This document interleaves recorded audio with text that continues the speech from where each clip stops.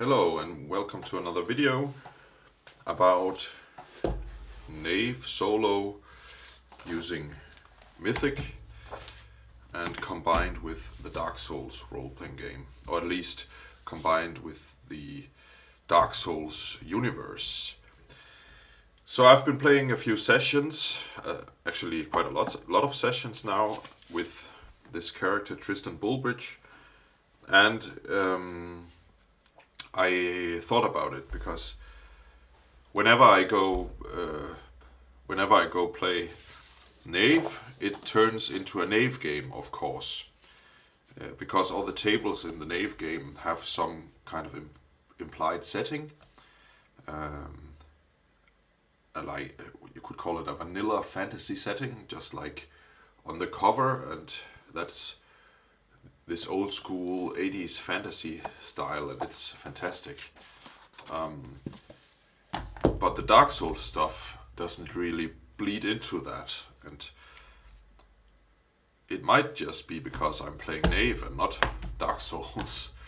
And if I wanted to play Dark Souls, maybe I should just use this book, and whenever some kind of rules turn up, I would use the Knave rules in the back of my head. But I'm getting back to that later. First, I want to show this. I have this Anbernic RG35XXSP, I think. They always have these very long titles. And it's a retro gaming handheld. It plays stuff, old consoles, old Nintendo, Game Boy, PlayStation 1, even some Nintendo 64, and even Dreamcast. But it also has video playback. And I took a video screen capture, pressing Windows key Shift R. Then you can mark an area of your screen and capture that. I captured that for 10 seconds and I multiplied it in a video editing program until I had 2 hours of this. Isn't that cool?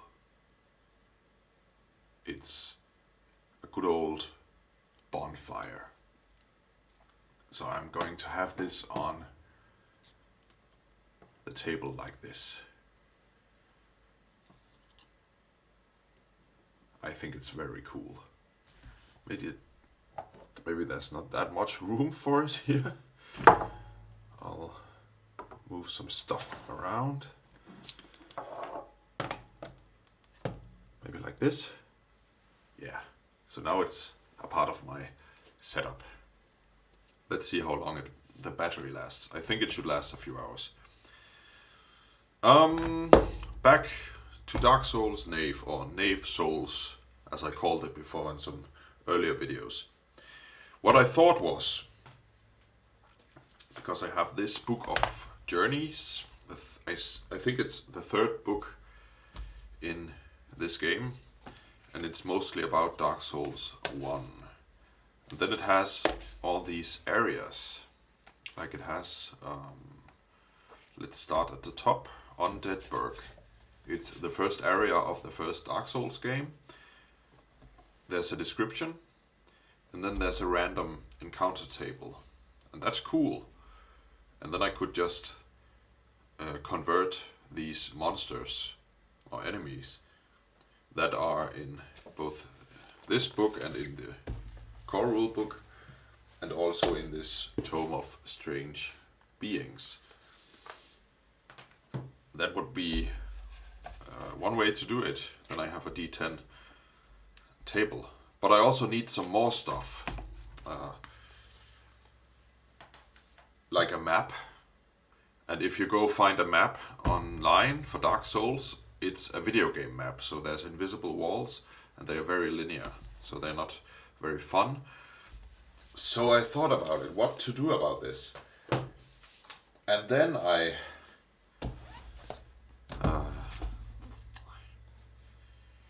thought about this, Crown and Skull by Runehammer. the one who also wrote Index Card RPG. A very cool game. He has some very, very cool ideas. And one of the ideas in this massive tome of a game is the mapless dungeon.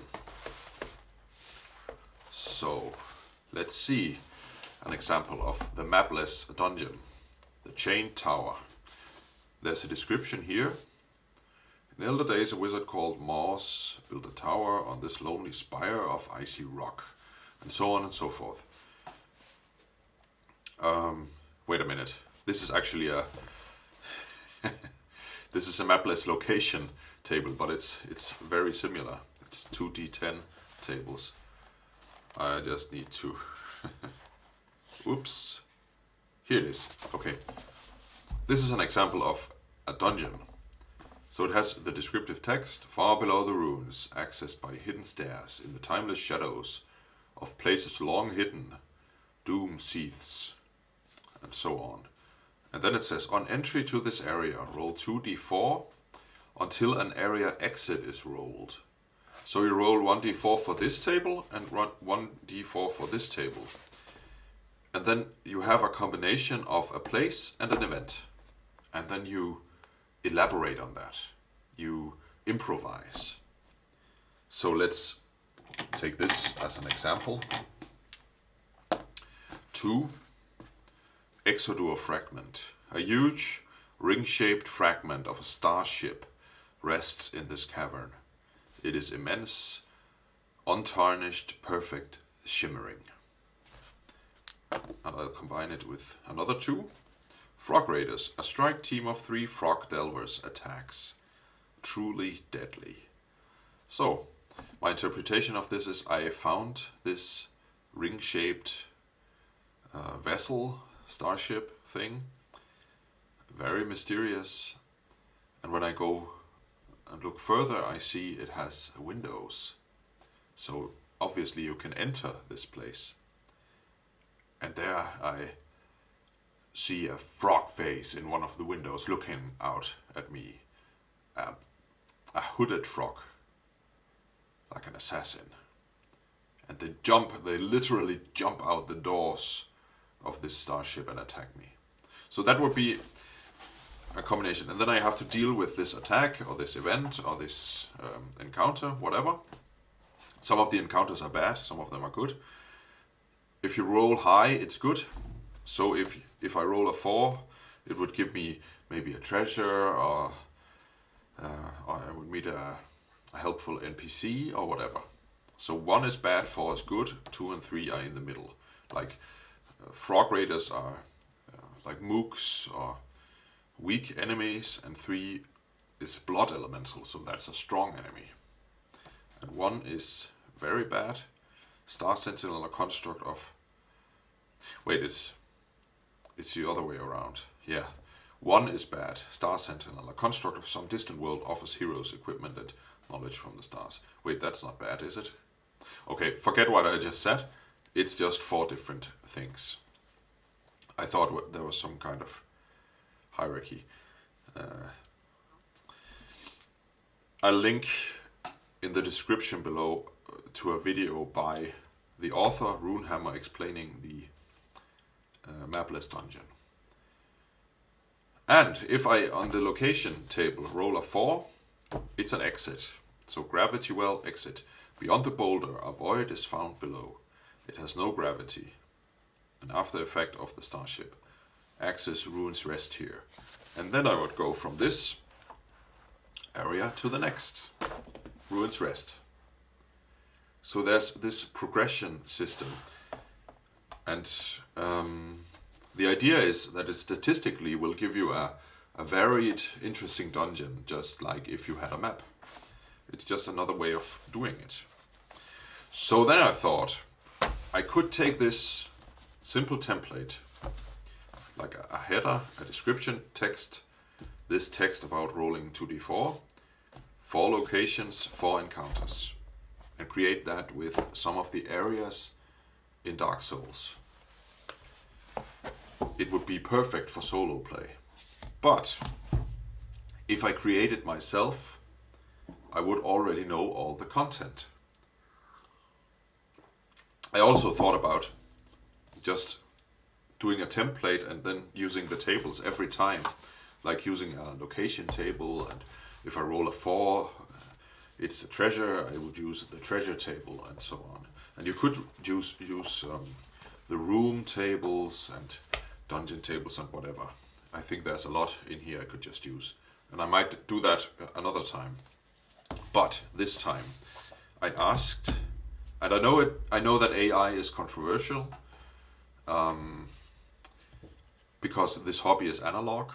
I really like the analog nature of role-playing games, that it's not on a screen.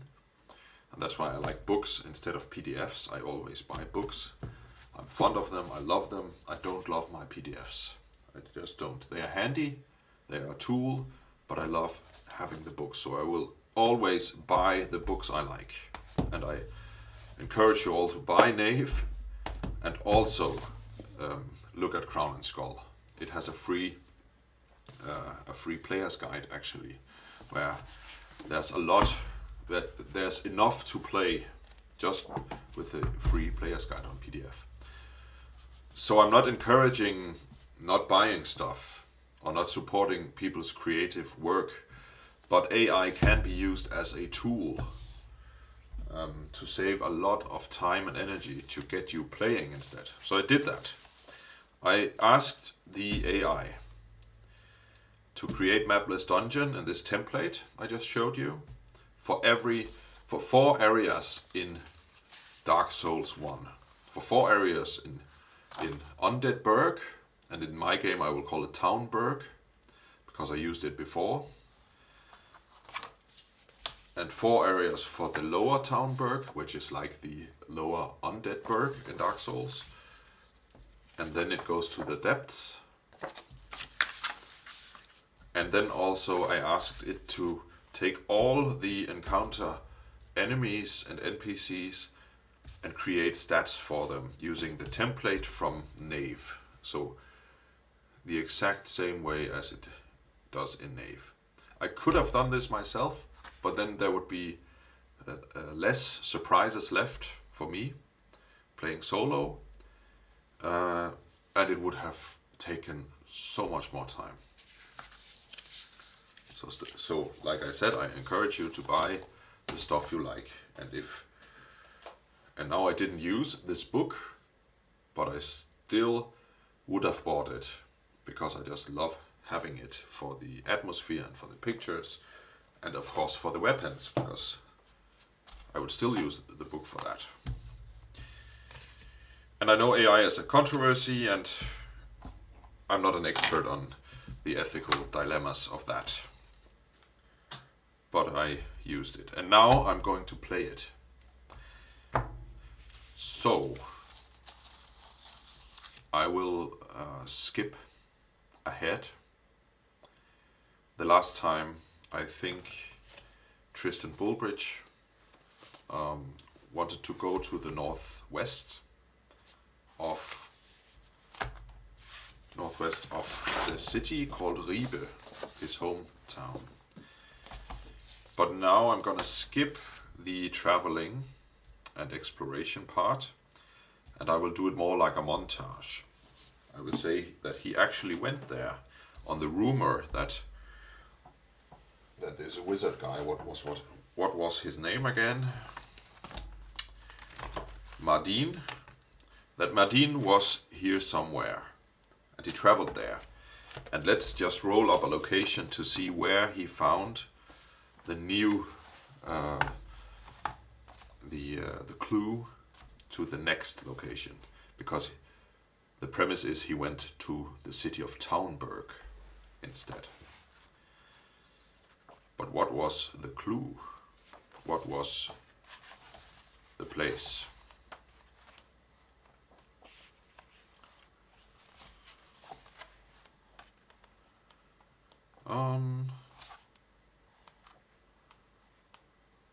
City themes, okay. Street details, city events, buildings. Materials. Actually, I just need I just need a location. Please, Knave. Again, it's sometimes hard to find what you're looking for. Locations. It's right in the beginning. Alright, so I went out there and I found 83 scrubland. I need to look it up using Google Translate. Another helpful digital tool. What was it? Scrubland.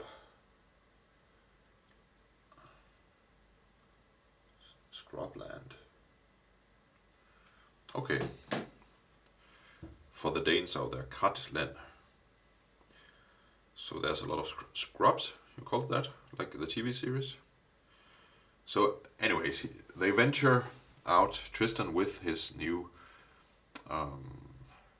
retainer, Bard, and travel out there in the scrubland. And here they find a structure. An old mill. And they investigate that old mill, see if there's something wrong with it. They look at the main door. Here's where I introduce this door die from Amazon. Okay, the door was reinforced. Okay, not just locked, but reinforced. So, I think I have a rope. Do I have a grappling hook? I have a hook sword. I didn't bring my rope. I left my rope at home. But what about Bard? He's got nothing. Alright, so I climb through the window. That would be an... There's no time pressure. It's an easy dex check. So I would say it's... I get +5 for advantage. +2 dex, so that's +7. And I have to hit 16 or more. Okay, great success. So we climb through the window. And let's see a place trait. It's blighted. Blighted, like rotten or full of fungus. So it's been standing here, locked up, moist in the scrublands for a long, long time. And in this place, there's a room detail that catches my eyes.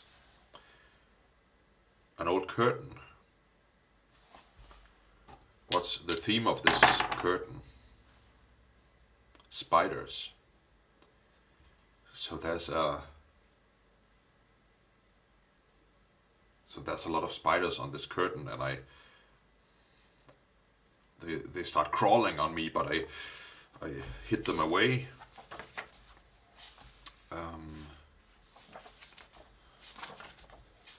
And then I find an object.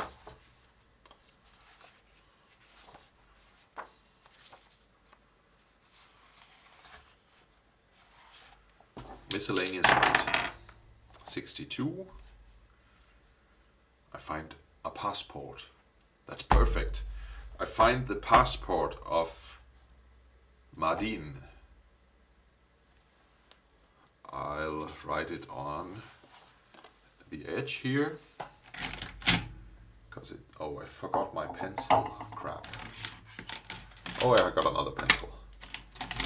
It's just not the nice Rotring pencil. But I found it doesn't take an inventory slot. It's very light. Madin's passport. And it says that he's from the city of Undead Burg. No, not Undead Burg. Town Burg. Okay. So I traveled to Town Burg. Where was Town Burg? And what was the weather like when I traveled there? In what direction? Let's go. northeast, and it was snowy. So it was freezing cold, and I traveled to the northeast. How many hexes? 1, 2, 3, 4, 5. 1 to 5. 3. 1, 2, 3. Town Burg. So this is the city of Town Burg. It's not a big city like Ribe is. It's more like a castle town, a frontier city. Call it that? Like a fortress city. So I went there, and I could actually travel 1, 2, 3 hexes in one day. It would just cost me 1 ration.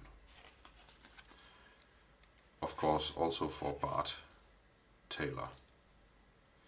I actually bought him 3 rations. That's 5. 1, 2, 3 rations. He ate 1. I also ate 1, and that cost me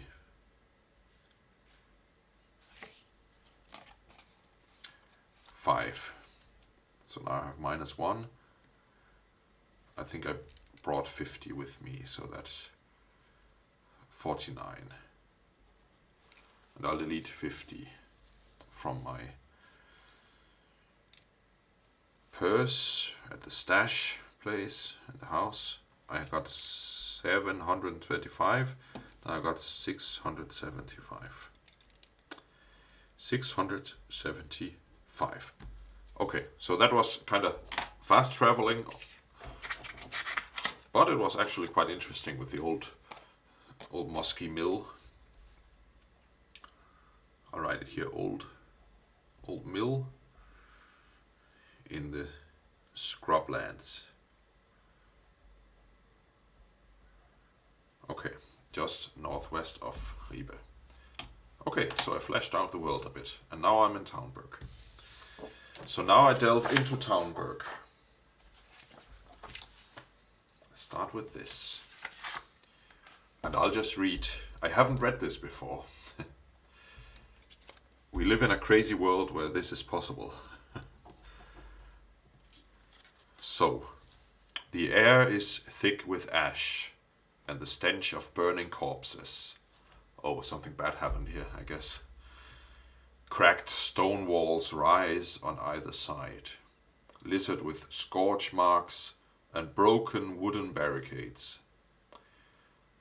The sounds of footsteps echo faintly, hinting at unseen watchers in the shadows. Okay, so this is a dark place full of death and people lurking in the shadows. Let's see what happens. Now roll 2d4. First up, a location. 4. Hey, I rolled the exit. That doesn't mean I just get to exit this place already, because there's also the encounter. So let's see. Heavy iron gate. Exit. A massive gate locked and rusted bars the way forward. Beyond it, faint sunlight filters through. Okay. I think the AI didn't think about the exit going further into Town Burg, into the lower part of Town Burg. But anyways, so beyond it, faint noises. I'll just change it. Noises filter through. All right. So I'm walking through the empty streets of this city. Everyone seems to have left, but I can feel other people's presence behind the curtains inside the houses. No one's going out in the street. There's wooden barricades everywhere, like there's been a battle going on in the city. And I'm getting quite anxious, actually. This is not how I thought Town Burg would be. And let's see what happens. 1. Hollow ambush. Not good. Hollowed soldiers spring from the shadows, wielding rusted weapons with unnerving desperation. Okay. Interesting. So, I have this. Hollow soldiers. Okay. And number of appearance. I always forget what number of appearance, what it means, what those two numbers mean. I have to find the bestiary, the page before that. Number appearing. How many of these monsters are encountered together? When this is not specified by the GM on the adventure, the first number is for dungeons, the second is for the wilderness. This city is like a dungeon, so it's the first number. So 2d6. That's crazy, actually. 5.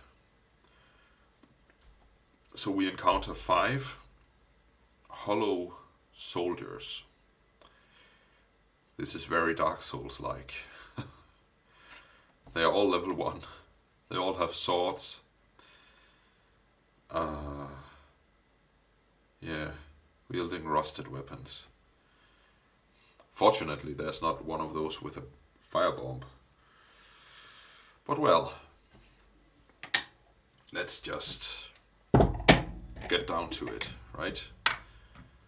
So for the hollow soldiers, I would use these grey ones, because of their grey skin that hasn't seen the sun for I don't know how long.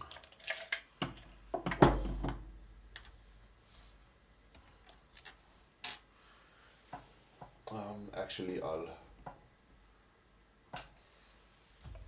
now where did I put my big book of maps? Here it is. Alright. And I think this is actually the perfect background. Unless you can't see these on screen, I'm not sure. I think you can. I'll zoom in. So, Bart Taylor. Oh man, he doesn't fight, does he? He's a hireling. I don't think he will fight. So I'm all alone. He's in the background somewhere. Okay. I'll just zoom in.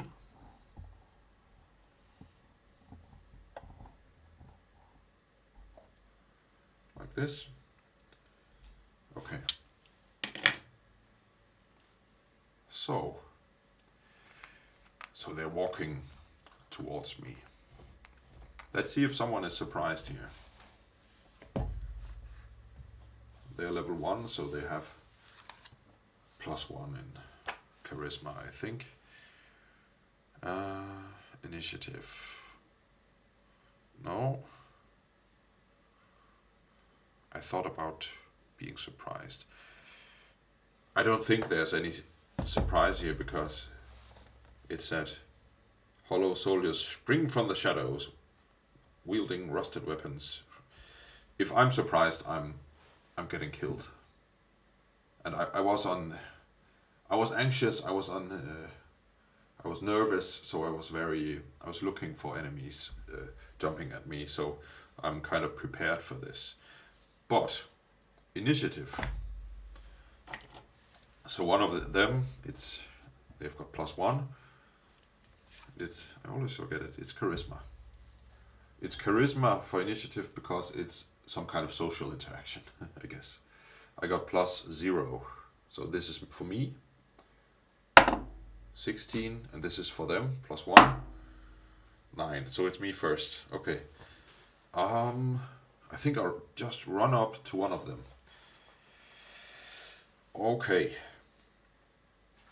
And this is where I have to show another cool thing I just forgot about. I have this Leatherman multi-tool, and it actually has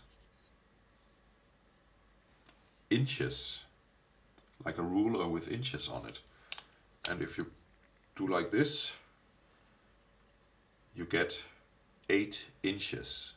And 8 inches is of course 8 squares on this map, but it's also in-game 40 feet. And that's the normal movement of a player character in Knave. So that's perfect. So this is for measuring distances, if I didn't have the grid. So I think that's very cool. You can actually use your multi-tool for role-playing games and war games like this. Yeah, that was a side note. I'm running up to this guy and I'm attacking him. I got +3. 13 plus 3, that's 16. It's got an AC of 12. And of course I have my new weapon with me, my hook sword. It deals d6 damage. So I'll hit it for 4 damage. Okay. And it's got 5 HP. So I'll use dice. This has 1 left. Okay, so now it's their turn. If you ever played Dark Souls, you will know that this is where you die. If you just jump into a horde of undead, you will get killed. if you played it wisely, if you have played it before, you would do the fishing thing. I don't know what you call it. You walk closer to them until one of them reacts and gets out to your place, and you fight one at a time, and then you do it again with the next one, and so on. You take advantage of their AI. But this is not a video game, so I just ran into it. So of course it's their turn. They are undead, they are hollow. He's looking at me with his rotten dead face and his dead eyes. And he yells, "Rah!" and hits me with his sword.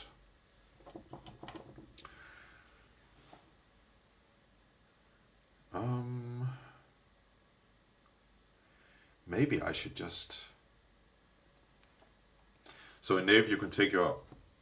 Instead of them rolling to hit your armor class, you can take your armor points and add them to a d20 roll to roll over 11 plus their level. In that way, all the rolls are player facing. And I will add another rule. Because I'm playing Dark Souls, Knave Souls, you can also get advantage on that by rolling, like in the Dark Souls games. But you will have to add exhaustion to your inventory. So it's limited how often you can do it. So your inventory turns into a kind of stamina bar. And you have to decide before. But I think I'll just defend myself against this guy. He's level 1, so it's 11 plus 1, it's 12. I have to roll 12 or beyond on this d20 plus my armor of 5. So I'm not rolling, I'm using my shield and armor, of course. So plus 5 over 12. 9 plus 5, that's 14. So he strikes at me with his sword, but I block it with my shield. Dang!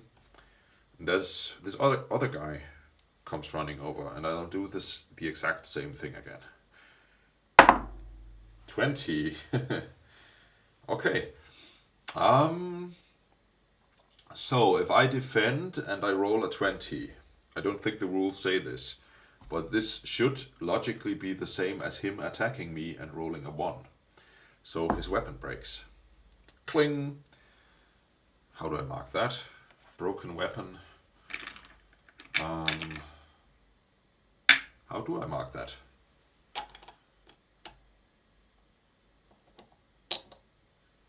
I need some kind of token for that.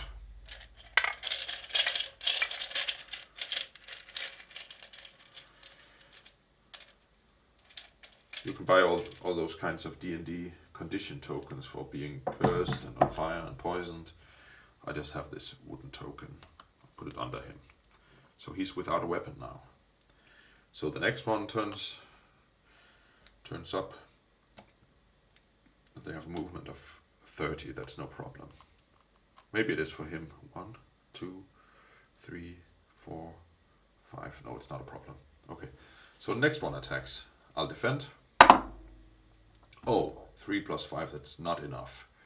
So he strikes me with his sword, 3 damage. I'm down to 10 HP. Not good. Okay. Next one's up. He comes running around the other guy. Now they got me circled. You called it circled? I don't know. One more defense check. Same as last time. Oh no. This is not good. 3. Like last time. Okay. So I'm down to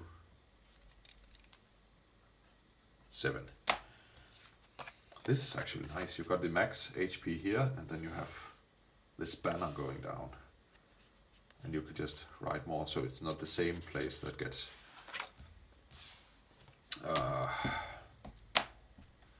I don't know the word for that. Slit in Danish. So I guess it's my turn now. Or do we do... I think we'll do initiative every time. It's more chaotic that way. So 16, that's me. And 4, that's them. So I'll attack the guy who's almost dead anyways. Plus 3. Oops. Oh, 19. So I kill him. So the maneuver, the free maneuver doesn't matter this time. Too bad.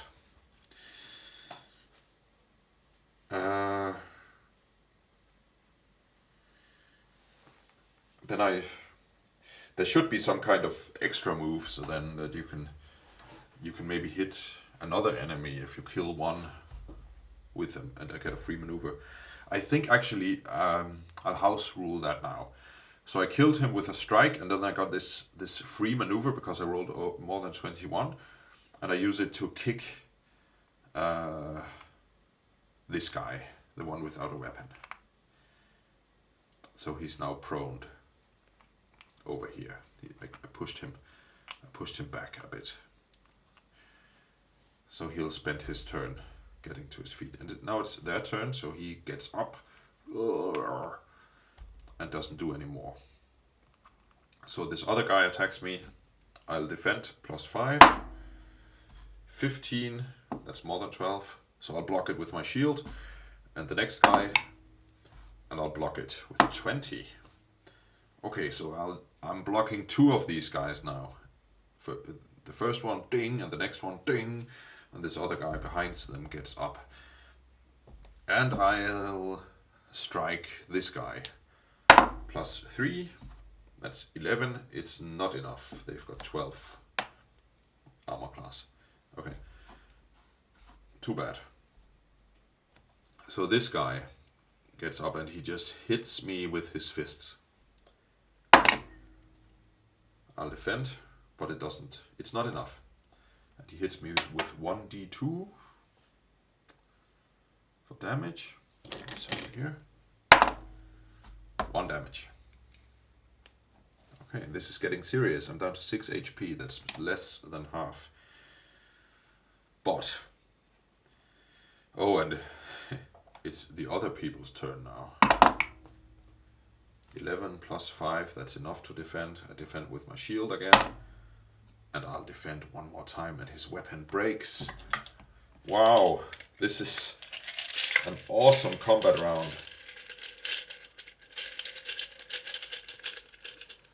Let's get out the token. So another weapon breaks. The prophecy is true, weapons do break easily. So his So he hits me with the sword, and I block it with the shield, and the rusty old sword just breaks in half. Cling!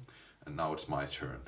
And I'm hitting the one with a sword, obviously. And my weapon breaks. Holy cow. So my hook sword, maybe it was too cheap when I bought it at the marketplace last time. Or yesterday or whatever. Because now it's broken. Cling! This is very, very bad. And now it's their turn. So one of them hits me with its fists. +5, that's 13, it's okay. I'm blocking it with my arm. Next one. So this is like if he rolled a 20, right? And they would get +1, so he's getting a free maneuver this time. He just hits me with all his power, and I block with my shield, but I get pushed back. Boom. And the other guy runs up to me and attacks me. And he doesn't hit. And I forgot, I need to roll damage. I'm not cheating. So he hit me and I blocked with my shield, but so I was pushed back and my shield was pushed to the side, and he jumped at me and hit me with his sword for 6 damage. Oh my, I'm down to 0. The next damage will give me a wound. Okay, and that's this guy. And he didn't hit me. He tried with his fists, but it didn't work. Okay, so, oh shit. I'm exhausted now. I can't block a lot. I can't take a lot of hits anymore. I'm exhausted. I'm breathing heavily, looking into the eyes of this undead asshole. And I think I'm just gonna strike him. +3. 6, 9. But I'm too exhausted. I swing my sword at him. But I hit his armor, his old rusty armor. He only got scraps of armor on him, but I hit one of the scraps of armor, unfortunately. Now it's their turn. The one without a weapon, one of the guys, runs up to me, and I try to block him. +5. I block him in a last effort. And the next one swings his sword at me, and I block it. Cling! And the next one hits me with his fists, and I block it with 20. So exhausted, I'm just holding up my shield in front of my face and hope for the best. And I just hear the hits landing on the shield. Ding, ding, ding, ding. But I'm holding them off of me with some of my last power, some of my last strength. And then I remove the shield and I hit the one with the sword. Whoa! 23. So I get a free maneuver. Oh, wait. I don't have a sword. The sword was broken, but this free maneuver is actually that I'm stealing his sword and dealing damage to him with a punch before that. So I'm dealing 1d2 damage. 2. And he's got 5 hit points, like the rest of them. So he's down to 3. Haven't the other ones taken damage yet? I guess not. That's weird. Didn't I push this guy back some time ago? Maybe not. Okay, so I steal his sword. Rusty sword.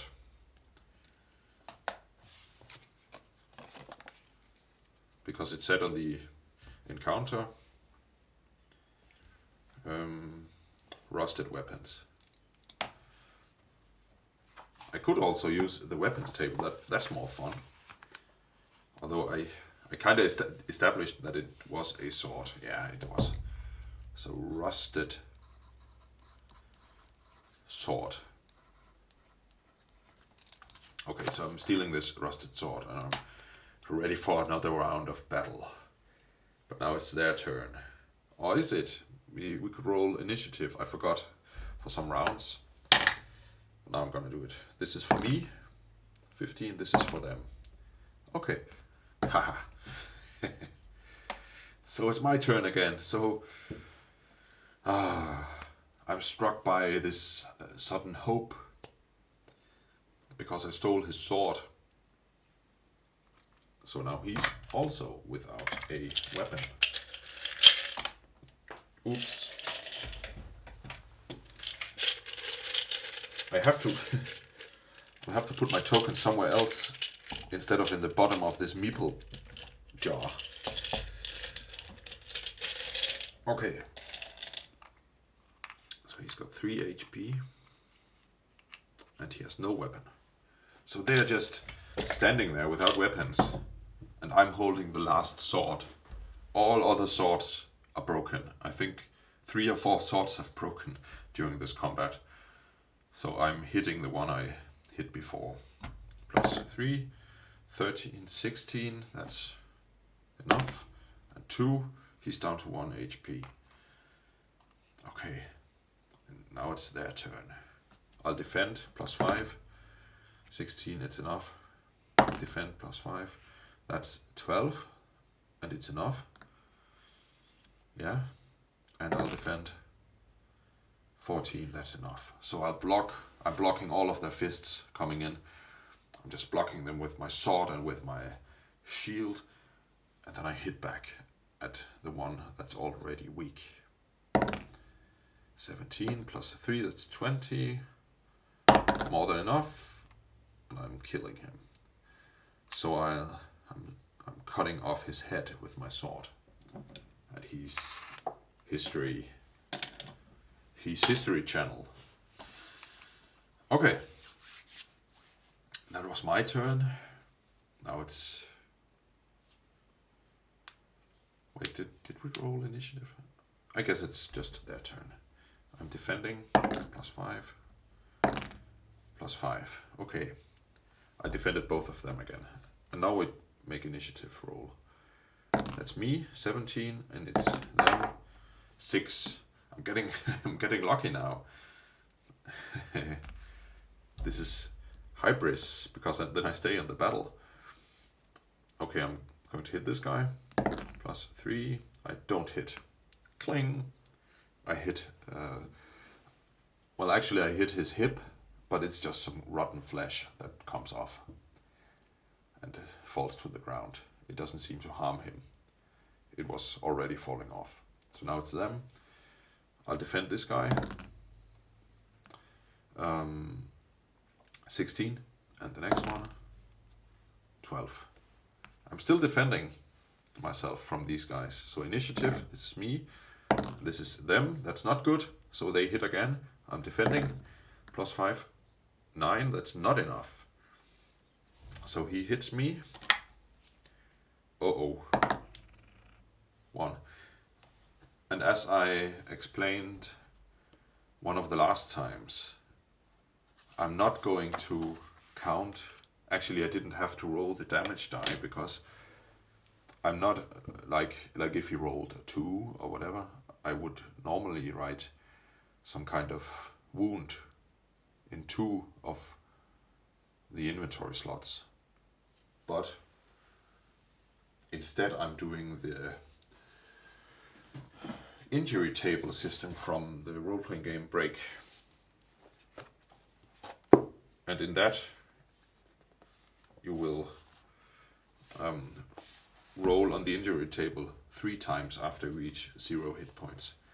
So I'm playing with 3 wounds instead of counting them down, because normally on average he would only last like 3 times with that enormous damage die.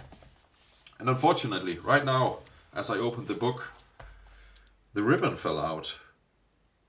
That's crap. I'm gonna have to put that in again. How do you put a ribbon into a book again? Maybe with glue? I don't know. Well, it's what happens when you use your books, right? I almost haven't used this though. So injuries. Roll on the injury table. And then I'm going to read the green 1 Roman numeral. So I'm going to roll 1d20, 3. The green one, 1 to 5, and the green one is shocked, stalled. A solid blow has stunned you. Miss your next combat turn. Okay. So the next combat turn I missed. He hit me in the face. I write that here. Stalled.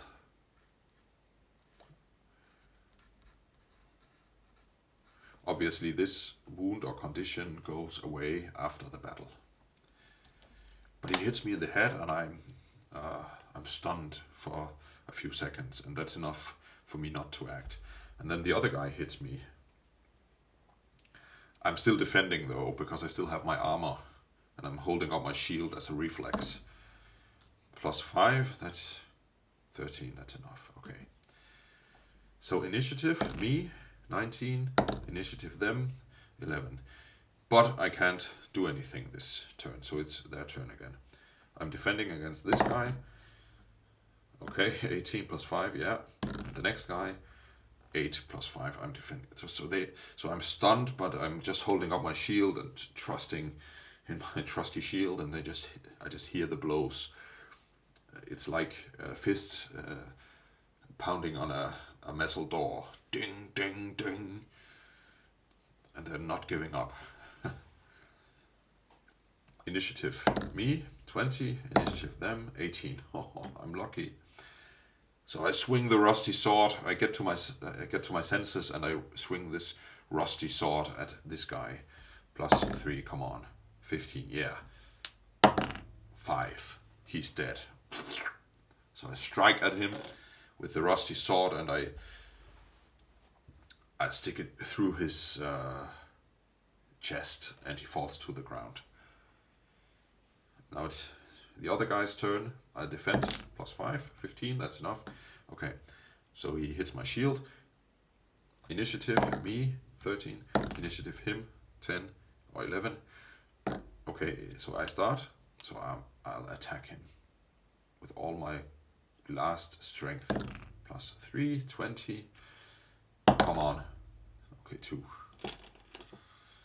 Not good, but not bad. Okay. His turn. I'm defending. Yeah, it works. And he's just pounding on my shield. Initiative me, 12. Initiative him, 7. So I start. Oops. I'll hit him +3. 11, that's not enough. He hits me, I defend +5. It's enough. Ding, ding, ding, nothing happens. This is getting boring. Okay, initiative me, 10. Initiative him, 16. He starts, +5 defend. I'm still defending against his blows. It's very easy. And then I hit him, +3. Yeah, 21. I get a free maneuver and roll damage. 3 damage, that's enough. So he's just pounding again and again on my shield. Rotten flesh from his fists puts stains on my shield. The shield is dirty from all this undead skin sticking to it. And then I'm just pushing him back with my shield, and he steps back a few steps, almost falls to the ground, and then I just cut him with my sword and cut right through his chest. So he's cut in half. And that was my battle against a lot of undead people. Okay. And of course, Bart gets up to me and tries to help me and so on. And I'm standing in this, in the streets of Town Burg, and I'm shocked what happened here since the citizens or the guards or whatever have become undeads. They are living dead, I whisper. And then I'm going up to this big heavy iron gate that's locked. But I'm starting to push up the bar anyways. Locked and rusted bars the way forward. Yeah. Can I lockpick that? But I rolled the exit, so I get this reward that I'm going to the next place. So I guess it's rusty, and I can push off the bar that's locking the door, and I'm opening it, and something unexpected happens. Sunlight and noises of crawling creatures. And I walk down the stairs.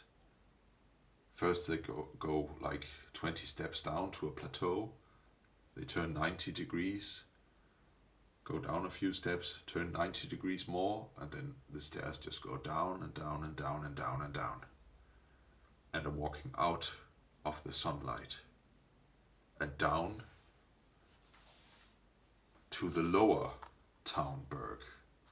And that's what I'm gonna do the next time. Thanks a lot for watching. Bye.